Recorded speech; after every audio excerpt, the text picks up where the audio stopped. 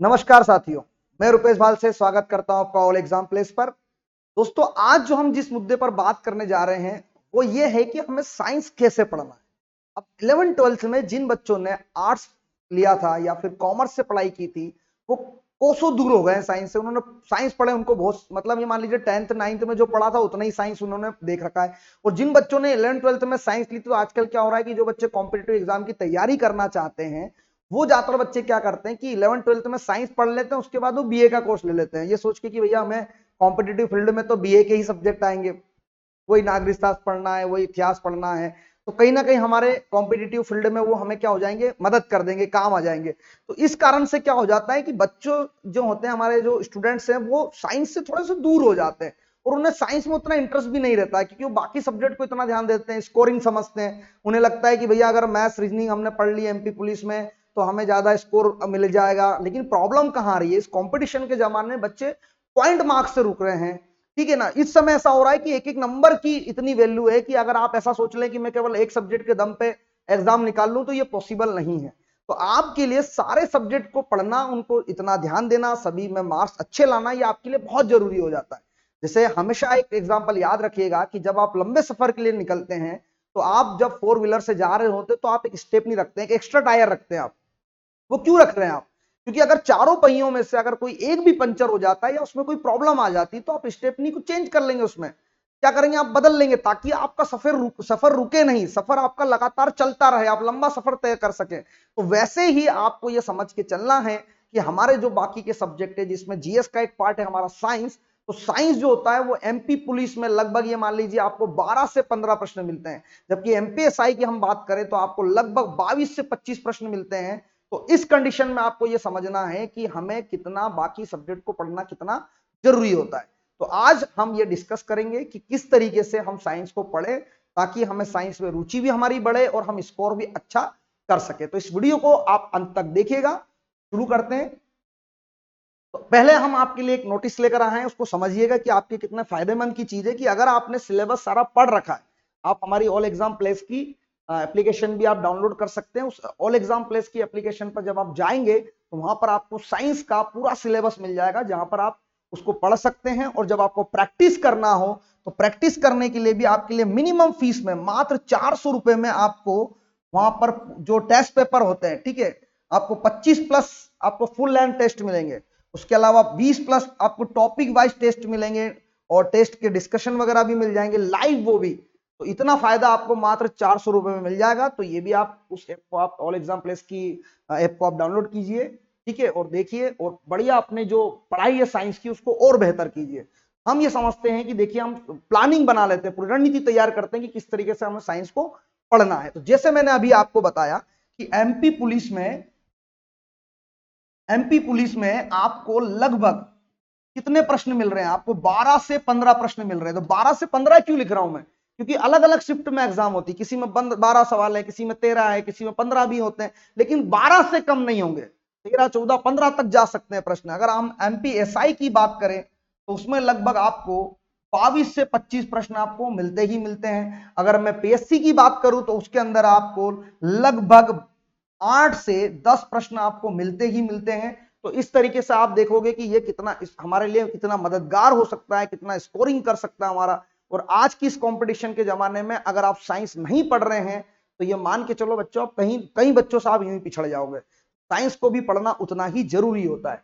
तो साइंस पढ़ने के लिए आपको सबसे पहले क्या समझना है कि पहले ये देखिए कि अगर आपका साइंस बैकग्राउंड नहीं है तो आप पहले इसको सरल चीजों से शुरू करें, थोड़ा सा ऐसे टॉपिक्स पढ़ें जो आपको लगता है कि हाँ मुझे 9 10 की कुछ चीजें याद हैं, ठीक है, जिसके दम पे मैं कुछ प्रश्नों को बना सकता हूं ताकि हमारी रुचि बढ़े। जब हमसे कुछ क्वेश्चन बनने लगते हैं ना, कुछ प्रश्न हम बना पाते हैं तो हमारा रुचि उसके अंदर, उस सब्जेक्ट के अंदर बढ़ती चली जाती है। ठीक है, तो इस चीज को भी आप थोड़ा सा ध्यान रखिएगा।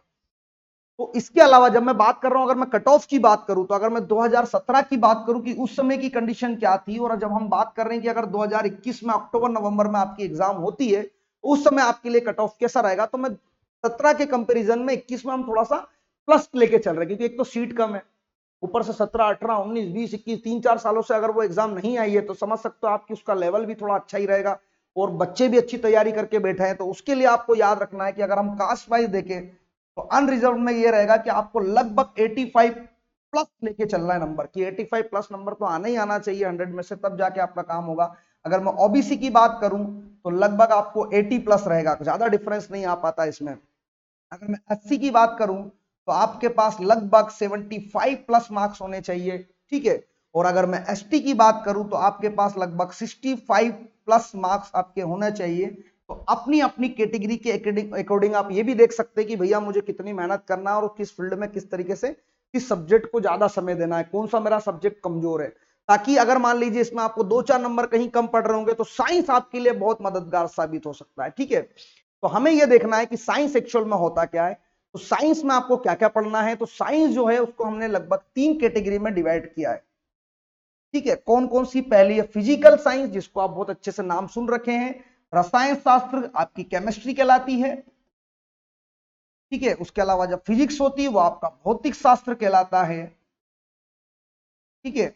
और हमारा जो अर्थ साइंस, जिसको हम स्पेस साइंस कहते हैं, मतलब भूमि में क्या खनिज है ना, भूमि के क्या क्या गुण हैं, उसके बारे में जब अध्ययन करते हैं वो सब अर्थ का साइंस होता है। और जब स्पेस साइंस की बात करते हैं तो हम खगोल की बात करते हैं। तो जब हम भूगर्भ की बात करेंगे, है ना, भूगर्भ की बात करेंगे, जब साइंस की बात करेंगे हम कि जमीन के अंदर क्या क्या खनिज पदार्थ है, तो वो जियोलॉजी में चला जाएगा। जबकि एस्ट्रोनॉमी की जब हम बात करेंगे तो हम खगोल की बात करेंगे कि अंतरिक्ष में जो पिंडों का अध्ययन करेंगे तो वो किस में चला जाएगा, खगोल में। जबकि लाइफ साइंस, जिसको आप बायोलॉजी कहते हैं, वो जीव विज्ञान कहलाता है आपका। तो इस तरीके से आप 3 कैटेगरी पढ़ते हैं, ठीक है। ये तीनों जो टॉपिक्स हैं हमारे, ये एक साइंस का रूप लेकर आपके सामने आएंगे। अगर हमसे पूछा जाए कि एक्चुअल में रसायन शास्त्र को एक शब्द में अगर आपको बताना है तो याद रखना ये शब्द आया था कीमिया शब्द से, इसका मतलब होता है पदार्थ। जब हम पदार्थों के गुणों का अध्ययन करते हैं, उसके कुछ रासायनिक पदार्थों की हम जब बात करते हैं तो वो सब रसायन शास्त्र में आता है। और जब हम भौतिक शास्त्र की बात करते हैं तो हम बात करते हैं कि हम प्रकृति के बारे में पढ़ रहे हैं। इसके बारे में पढ़ रहे हैं, प्रकृति के बारे में पढ़ रहे हैं, प्रकृति का अध्ययन कर रहे हैं कि नेचर में क्या क्या होता है, तो वो सब भौतिक शास्त्र में आता है। और जब हम बात करते हैं खनिज वगैरह की तो वो सब किस में चला जाता है, भूगर्भ वगैरह के बारे में, जमीन के अंदरूनी चीजों के बारे में आता है। खगोल के बारे में जब हम बात करते हैं तो आकाशीय पिंडों के हम बात कर रहे होते हैं, जब उनका अध्ययन करेंगे तो वो हमारा खगोल शास्त्र में चला जाएगा। और इसके अलावा जब हम जीव विज्ञान की बात करते हैं तो इसमें हम सजीव वस्तुओं की बात करते हैं कि भैया क्या होता है जीवन, पेड़ पौधे भी किस प्रकार से सांस लेते हैं। इस प्रकार से आप जीव विज्ञान में चीजों को पढ़ते हैं। अगर हमें यह आइडिया लग गया कि किस सब्जेक्ट के अंदर बेसिकली हमें क्या क्या पढ़ना है, तो हम आसानी से थोड़ा सा आइडिया लगा पाते हैं, ठीक है। इसके अलावा अगर हम ये बात करें कि हमारे पास जो सिलेबस है हमारा, उसमें ज्यादातर क्या क्या टॉपिक्स हमें पढ़ना है, ठीक है। तो आप देखिए कि फिजिक्स में ही आपको इतने लगभग 22-23 टॉपिक पढ़ना है, जिसमें इकाइयां, गति, कार्य, गुरुत्वाकर्षण, दबाव, तेराव, जिसमें आर्किमिडीज के सिद्धांत वगैरह पढ़ना पड़ते हैं, पृष्ठ तनाव, ठीक है, कि द्रव में पानी की बूंदें गोलाकार क्यों होती हैं, इस प्रकार के उसमें टॉपिक आते हैं, ठीक है। गति के नियम वगैरह की जब हम बात करेंगे, या फिर द्रवों के शांतता की गुण की बात करेंगे कि कुछ द्रव गाढ़े होते हैं, कुछ तरल होते हैं, ठीक है।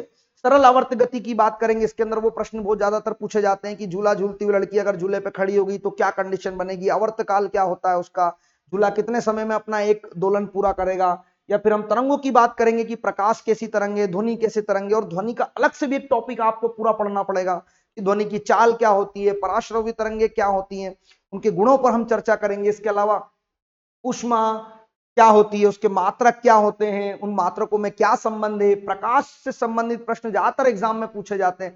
परावर्तन, अपवर्तन, इसके अंदर ये आता है कि गाड़ियों में जो हम उत्तल दर्पण का उपयोग करते हैं वो क्यों करते हैं, दाढ़ी बनाने में उत्तल का क्यों करते हैं, इस प्रकार से प्रश्न पूछे जाते हैं। फिर आवेश के बारे में कि आवेश कैसे बना, ठीक है, करंट क्या होता है, पोटेंशियल मतलब विभव क्या होता है, इस प्रकार से प्रश्न बनते हैं, ठीक है। फिर चुंबकत्व के गुणों पर चर्चा होती है कि चुंबक को अगर हमने पीटा है या गर्म करा है तो अपना चुंबकत्व खो देता है, क्यों खो देता है, उस तरीके की चीजें आती हैं, ठीक है। फिर परमाणु भौतिकी की बात करें, कुछ ऐसे उपकरण आते हैं जिनमें ये उपकरण किस मापन में काम आता है, या इस उपकरण की किसने खोज की थी, इस प्रकार से अलग अलग चीजें पूछी जाती हैं। आविष्कार के अलग अलग क्वेश्चन आते हैं जो विविध में भी आप अलग से पढ़ते भी हैं। फिर रेडियोधर्मिता की, कुछ पदार्थ ऐसे होते हैं जिनसे स्वतः इलेक्ट्रॉन निकलते हैं, उन पे हम बात करेंगे। फिर संलयन विखंडन की अभिक्रिया पढ़ेंगे, विद्युत चुंबकत्व पढ़ेंगे, मौलिक बलों की बात करेंगे कि गुरुत्वाकर्षण बल क्या होता है, प्रबल और दुर्बल नाभिक बल क्या होते हैं, विद्युत बल क्या होता है, कुछ पदार्थों के गति सिद्धांत पर चर्चा करेंगे, धारा के चुंबकीय प्रभाव पर हम चर्चा करेंगे कि ओस्टेड भाई साहब ने क्या बोला था। इस प्रकार से हम मानव आंख की बात करेंगे कि प्रतिबिंब कहां बनता है आंख में, तो रेटिना पर बनता है, फिर आंखों का रंग कौन निर्धारित करता है, तो आइरिस करती है। इस प्रकार के अलग अलग टॉपिक से क्वेश्चन बनते ही बनते हैं। फिर नेत्र दोष की हम बात करेंगे। अगर मैं बात करूं केमिस्ट्री की, जिसको हम रसायन शास्त्र कहते हैं, देखो फिजिक्स में ही लगभग आपके पास 27 टॉपिक है। आप सोचिए, आप कि अगर इतने टॉपिक हैं आपके पास और आपको पढ़ना है, तो आप केवल ऑब्जेक्टिव टिक लगा के चीजों को नहीं समझ सकते। अगर आप ऑब्जेक्टिव टिक लगाने बैठे ना, तो आप सीमित हो जाएंगे, आप केवल उस प्रश्नों को ही केवल समझ पाएंगे। तो आपके लिए ये बहुत जरूरी है कि आप सिलेबस पूरा पढ़ें।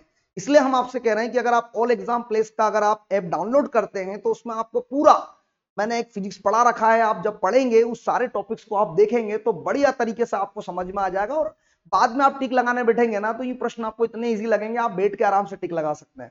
ठीक है ना। उसके अलावा अगर मैं केमिस्ट्री की बात करूं, तो पदार्थ और उसकी अवस्थाओं पर बात करना है। पदार्थ क्या होते हैं, कौन कौन सी अवस्थाएं होती हैं, ठोस द्रव गैस, किस प्रकार से अणु उसमें पास पास होते हैं, दूर दूर होते हैं। ठीक है। उसके अलावा परमाणु की संरचना कैसी होती है, रासायनिक बंध कैसे बनते हैं, तत्वों का वर्गीकरण करेंगे हम लोग, पूरी पेरियोडिक टेबल पढ़ेंगे कि किस तरीके से अलग अलग जगह पे धातु, अधातु, उपधातुओं को रखा गया है, उनके गुण क्या है। ठीक है। ऑक्सीकरण, अपचयन क्या होता है, अम्ल क्षार क्या होते हैं, लवण कैसे बनता है, गैसों का क्या व्यवहार होता है, विद्युत अपघट्य, कार्बन और यौगिक, ईंधन कैसे कितने प्रकार के होते हैं, ठोस होते हैं, लिक्विड में कौन कौन से होते हैं। इस प्रकार से हम अलग अलग चीजें इसके अंदर पढ़ेंगे। फिर धातु कर्म के बारे में बात चर्चा करेंगे। फिर धातु अधातु, रासायनिक प्रतिक्रिया, रेडियोधर्मिता जो कि फिजिक्स में भी होता है, विद्युत रसायन, उत्प्रेरक, हाइड्रोकार्बन, पूरी ऑर्गेनिक केमिस्ट्री आपको बहुत बढ़िया तरीके से जो प्रश्न बनते हैं वो आपको इसमें डिस्कस करते हुए हम लोग समझाएंगे। उसके अलावा औषधियां क्या होती हैं, कौन कौन सी ऐसी चीजें हैं जो औषधि का काम करती हैं, दवाइयां कैसे बनती हैं, उर्वरक क्या होता है, पीएच पैमाना कैसे डिसाइड होता है, कब अम्ल होगा, कितनी वैल्यू पर क्षार होगा, ये सब पर भी हमको चर्चा करना है, प्रश्नों को समझना है। उसके अलावा अगर हम देखें तो देखो केमिस्ट्री में लगभग आपको 20 टॉपिक मिल रहे हैं। बायोलॉजी की अगर हम बात करें, तो बायोलॉजी में लगभग ये मान लीजिए आप फिजिक्स केमिस्ट्री दोनों मिला के बराबर टॉपिक होते हैं बायोलॉजी में। तो बहुत ज्यादा सिलेबस है इसका भी। तो लेकिन अगर आपने इसको बहुत बढ़िया तरीके से पढ़ लिया ना दोस्तों, इससे कोई प्रश्न आपसे नहीं छूटेगा। परिचय कि भैया इसके पितामह कौन होते हैं, अरस्तु ने जो है उसके पितामह हैं, फिर इसमें क्या क्या चीजें होती हैं, क्या क्या बेसिक तौर पे हमें पढ़ना है, जीवों का वर्गीकरण करना है, कोशिका विज्ञान, कोशिका का अध्ययन, अनुवंशिकी, पौधे, ठीक है, पशु, पादप, पादप की आकृति, पौधे के ऊतक, प्रकाश संश्लेषण, पादप के हार्मोन्स जो कि पेड़ पौधों को बढ़ने में मदद करते हैं, किस प्रकार से वो काम करते हैं। ठीक है। पौधों में क्या क्या रोग होते हैं, ये सारी चीजें जो सारे टॉपिक है वो आपको सारे पढ़ाए जाएंगे। आप चाहें तो इसकी स्क्रीनशॉट भी ले सकते हैं, ताकि बाद में आप ये देख सकते हैं कि क्या क्या चीजें आपको पढ़ाई गई थी। उसके अलावा मानव प्रजनन, मनुष्य में उत्सर्जन कैसे होते हैं, अपशिष्ट पदार्थ जो बाहर आते हैं। ठीक है। हृदय के बारे में पढ़ाएंगे, रक्त की संरचना, उसके कार्य। ठीक है। मानव का पाचन तंत्र, इसमें भी बहुत क्वेश्चन बनते हैं, इसको पूरा समझेंगे हम लोग कि इसकी प्रक्रिया क्या होती है। सेल डिवीजन, कोशिका का जो विभाजन किस प्रकार से होता है वो डिस्कस करेंगे। भोजन और पोषण की जब हम बात करेंगे, तो लगभग 30 टॉपिक आपको यहां से मिलेंगे। तो सोचिए आपके लिए फिजिक्स केमिस्ट्री में कितने कितने टॉपिक आपको पढ़ाए जाएंगे। फिजिक्स में लगभग 27 टॉपिक हैं, केमिस्ट्री में आपके लिए कितने टॉपिक है, 20 टॉपिक है। उसके बाद बायोलॉजी में आपके लिए 30 टॉपिक बनाए गए। तो दोस्तों इतने सारे जो टॉपिक्स हैं उस पर आपके लिए डिस्कस किए जाएंगे, क्योंकि ये जो सिलेबस है, ठीक है, ये पूरा एग्जाम के अकॉर्डिंग बना हुआ है। तो आप जब इसको पढ़ेंगे, समझेंगे, तो आपको कोई भी प्रश्न दे दिया जाए आप आसानी से बना पाएंगे। अगर हम प्रश्नों पर चर्चा करें कि प्रीवियस पेपर में जो 2017 का जो पेपर हुआ था, अलग अलग शिफ्ट से मैंने आपके लिए अलग अलग सब्जेक्ट के लिए कुछ क्वेश्चन छांटे हैं कि आप समझ पाए कि किस प्रकार से प्रश्न बनते हैं और हमें किस प्रकार से उसको समझना है। तो जैसे यहाँ जीव विज्ञान से प्रश्न लिया गया है कि आपसे पूछा जाए कि कोशिका का आकार कैसा होता है। तो जब आप पढ़ेंगे कि कोशिका जो होती है सबसे छोटी यूनिट होती है वो बॉडी में, तो सबसे छोटी होती है, तो उसको जो मापने की इकाई होगी वो भी छोटी होनी चाहिए। तो हमें ऑप्शन में जो दिया है मिलीमीटर, सेंटीमीटर, मीटर, माइक्रोन, हमें ये देखना है कि सबसे छोटी यूनिट कौन सी है। तो हमें ये देखना है कि मीटर इसमें सबसे बड़ा है, तो 1 मीटर जो होगा उसका कंपेयर करते चलो, तो 1 मीटर में 100 सेंटीमीटर होते हैं, जबकि 1000 मिलीमीटर होते हैं। ये तो बहुत छोटा हो गया। फिर इससे भी छोटा कितना है, तो 10 की घात -6 माइक्रोन होते हैं, माइक्रोमीटर होते हैं लगभग। तो हमें यह देखने को मिला कि लगभग 1 लाख माइक्रोन होंगे तब जाकर, 1 लाख माइक्रोन होंगे तब जाकर वो किसके बराबर होगा, 1 मीटर के बराबर होगा। तो इतनी चीजें अगर मुझे समझना है कि 1 लाख मीटर होंगे, यहां पर कितने होंगे, हमको लगभग 5 जीरो लेना पड़ेंगे। इतना माइक्रोन जो होता है, जब ये इकट्ठा होगा तब जाके ये 1 मीटर के बराबर होगा दोस्तों। याद रखना, जब हम 1 माइक्रोन की बात करते हैं तो 1 लाख आपको माइक्रोन होंगे, वो जाके 1 मीटर बनते हैं। तो इसका मतलब छोटी इकाई की जब मैं बात करूंगा कोशिकाओं के आकार की, तो उसके लिए मेरा आंसर क्या हो जाएगा, माइक्रोन हमारा आंसर हो जाएगा। ये बात आपको अच्छे से याद रखना है। इसके अलावा अगर आपसे इस प्रकार से प्रश्न पूछ लिया जाए कि एड्स किसके द्वारा, देखो पूछा क्या गया है, संचारित नहीं होता है पूछा गया है, ये नहीं पूछ रहे कि वो किसके द्वारा संचारित होता है, मतलब फैलता किस वजह से। तो लैंगिक संपर्क से, तो सबसे ज्यादा जो एड्स होता है वो इसी वजह से फैलता है, ठीक है। फिर गले लगने से फैलता है क्या, तो हम क्या देख रहे हैं कि गले लगने से तो वैसे कोई अटैचमेंट होती नहीं है, लेकिन जैसे माँ जो है अपने बच्चे को दूध पिलाएगी, कुछ खाना खिलाएगी, अपने स्तन से दूध देगी, तो सीधी सी बात है कि वहां पर कैंसर फैलने, अपना जो एड्स है उसको फैलने के चांस बढ़ेंगे। फिर रक्तदान, जब आप रक्तदान करोगे मतलब रक्त को दान करोगे, तो जिस व्यक्ति को अगर मान लीजिए एड्स से अगर वो दान करता है अपना खून, तो भी अगर कोई स्वस्थ व्यक्ति है जिसको रक्तदान दिया गया है, उसको भी एड्स होने की पूरी पूरी संभावनाएं होती हैं। तो हम क्या देख रहे हैं कि अगर नहीं वाला पूछा गया तो गले लगने से एड्स नहीं फैलता है, ठीक है। ये सरकार द्वारा ये प्रचारित भी किया जाता है कि आप जिसको एड्स है उसको आपसे दुर्व्यवहार ना करें, ठीक है। तो इस प्रकार से आप प्रश्न पढ़ के आराम से टिक लगा पाएंगे कि कौन सा इसका जवाब है। तो ये भी बायोलॉजी से पूछा गया एक प्रश्न है। इसके अलावा अगर मैं चुंबक की बात करूं कि पुराने टाइम में चुंबक का नाविक जो होते हैं या यात्री जो होते थे, जो नाविक यात्री जो होते थे, जो समुद्री यात्रा करते थे, तो प्राचीन काल में चुंबक का क्या उपयोग करते थे, किस गुण का उपयोग करते थे। तो प्रतिकर्षण और आकर्षण के गुण का उपयोग करते थे क्या, कि आकर्षण का या प्रतिकर्षण का गुण है तो वो यूज में आ रहा नहीं। हम ये देख रहे हैं कि इसमें एक दिया है दिशा संबंधी गुण। तो मैंने आपने पढ़ा होगा कि भैया जो हमारा कंपास होता है, जो कंपास होता है हमारा, जिसमें चुंबक की सुई होती है, निडल होती है, वो क्या करती है, हमेशा नॉर्थ और साउथ डायरेक्शन में घूम जाती है, हमेशा उत्तर दक्षिण दिशा में ठहरती है। तो इसके इस गुण का उपयोग किया जाता था। समुद्री जो यात्री होते थे, जो नाविक होते थे, वो दिशा का पता लगाने के लिए क्या करते थे, उसके उस गुण का उपयोग करते थे, जिससे चुंबकीय सुई क्या करती थी, हमेशा उत्तर दक्षिण दिशा में ठहरती थी। इसके अलावा अगर मैं बात करूं अगले प्रश्न की, तो दिवाली के दौरान क्या होता है कि जब आप पटाखे को जलाते हैं तो हमें थोड़ी देर बाद ध्वनि सुनाई देती है, जबकि हमें उजाला पहले दिखता है, प्रकाश पहले दिखता है, लेकिन ध्वनि बाद में सुनाई देती। क्यों, क्या उनकी आवृत्तियां समान होती हैं, इस वजह से ऐसा होता होगा, मतलब तीव्रता समान होती होगी परंतु आवृत्ति अलग होती होगी।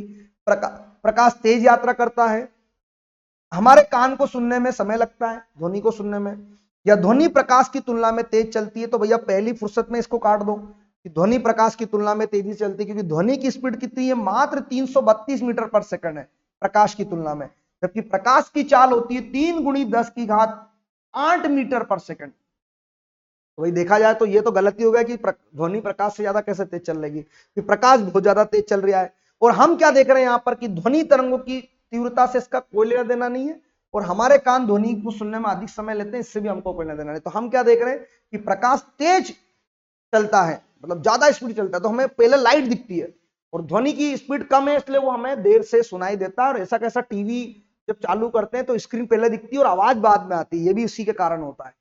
इसके अलावा अगर हम बात करें फिजिक्स में जो क्वेश्चन एक आया है, इसको देखिए कि एलईडी बल्ब का आपसे फुल फॉर्म पूछा गया है कि एलईडी का फुल फॉर्म क्या है। तो आप बता देंगे कि एलईडी का जो फुल फॉर्म होता है, वो 4 ऑप्शन आपको दे रखे हैं। तो आप देखिए कि एक प्रकार का डायोड है ये होता है हमारा लाइट इमिटिंग डायोड, इसका फुल फॉर्म होता है एलईडी का। क्या होता है, लाइट इमिटिंग डायोड। ये आप जब फिजिक्स में सेमीकंडक्टर वगैरह चैप्टर पढ़ेंगे ना, तो आप बढ़िया तरीके से इससे संबंधित प्रश्नों को लगा पाएंगे। हम प्लास्टिक का उपयोग क्यों करते हैं, केमिस्ट्री की अगर हम क्वेश्चंस की बात करें कि केमिस्ट्री में इस टाइप के क्वेश्चन आते हैं कि प्लास्टिक का उपयोग क्यों किया जाता है, और वो भी व्यापक रूप से बड़े पैमाने पर होता है। क्यों, वजन में हल्की है, मजबूत होती है, ये तो होता ही है, इसका सबसे अच्छा गुण है। पर और देखते हैं क्या ऑप्शन दे रखा है, जल की अच्छी अवशोषक होती है, गलत। उष्मा और विद्युत की सुचालक होती है, गलत। रसायनता अभिक्रियाशील होती है, क्या अभिक्रिया कर लेती, नहीं। तो तीनों ही गलत दे रखे थे, इसलिए हमारा जो सही वाला जवाब था कि वजन में हल्की भी है, मजबूत भी है, तो एक जगह दूसरी जगह ले जाना आसान होता है, इसलिए इसका उपयोग हम किया जाता है। इसके अलावा अगर आप देखेंगे कि फिजिक्स का एक क्वेश्चन और आया कि मान लीजिए आपके पास 2 आवेश है और दोनों विपरीत आवेश है, ठीक है, मतलब प्लस प्लस लिया है या फिर माइनस माइनस लिया है, तो क्या होगा, हमेशा एक दूसरे को प्रतिकर्षित करेंगे, क्या ये आकर्षित करेंगे, क्या इसकी मात्रा पे डिपेंड करता है, या फिर कभी आकर्षित कभी प्रतिकर्षित करेंगे। तो याद रखना, अगर समान आवेश की बात कर दी तो वो एक दूसरे को हमेशा प्रतिकर्षित करते हैं, ये बात आपको अच्छे से याद रखना है। इसके अलावा अगर आप देखेंगे तो एक पदार्थ का जो प्रज्वलन ताप होता है कि किस ताप पर वो गर्म हो जाता है, ये भी हमारा केमिस्ट्री का एक टॉपिक है। ठीक है, हम डिस्कस करेंगे एग्जाम में किस प्रकार से प्रश्न पूछे जाते हैं। तो प्रज्वलन ताप मतलब जिस ताप पर उसका दहन शुरू होता है, मिनिमम टेम्परेचर जहां पर वो जलना शुरू होता है, वो देखना है। तो उस पदार्थ के दहन पर उत्पन्न उच्चतम तापमान मतलब जब गर्म हो रहा हो और जो टेम्परेचर बन रहा है वो है क्या इसका सही जवाब, या फिर वह तापमान जब ये ईंधन गैस बना लेगा, या फिर उस पदार्थ के दहन के लिए जो आवश्यक न्यूनतम ताप होता है। तो मैंने अभी आपको प्रज्वलन ताप की परिभाषा बताई कि वो न्यूनतम ताप जिस पर यह दहन हो जाए, दहन होने के लिए जरूरी होता है, वो प्रज्वलन ताप कहते हैं इसको। चौथा भी देख लेते हैं कि उस पदार्थ के दहन पर उत्पन्न औसत तापमान, तो ये भी नहीं है। तो हमारे लिए सही जवाब हमारा क्या हो गया, थर्ड वाला, कि आपके जो किसी वस्तु के दहन के लिए, पदार्थ के दहन के लिए जो आवश्यक न्यूनतम तापमान होता है उसी को हम प्रज्वलन ताप कहते हैं। यह आपको अच्छे से याद रखना है। ठीक है, चलिए, तो इस प्रकार से हमने आपको कुछ प्रीवियस पेपर में से जो आए हुए प्रश्न हैं वो आपको दिखाए, ताकि आपको थोड़ा सा आइडिया लग सके कि मुझे किस प्रकार से पढ़ना है। तो दोस्तों, इस वीडियो को ध्यान से सुनने और समझने के बाद ये समझिए कि इस कंपटीशन के टाइम पर सभी सब्जेक्ट को पढ़ना बहुत जरूरी है।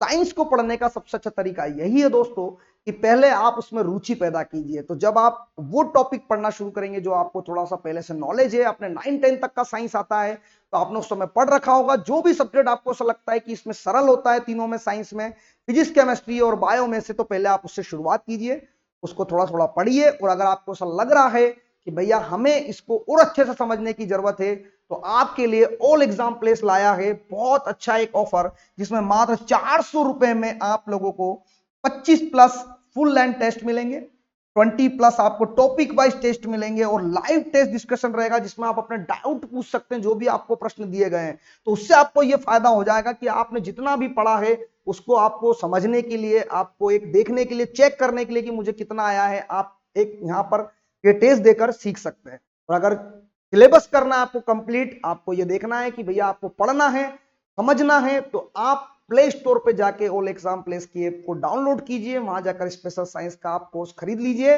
और देखिए फिर आपको कैसा लगेगा कि साइंस से आपको कभी डर लगेगा ही नहीं।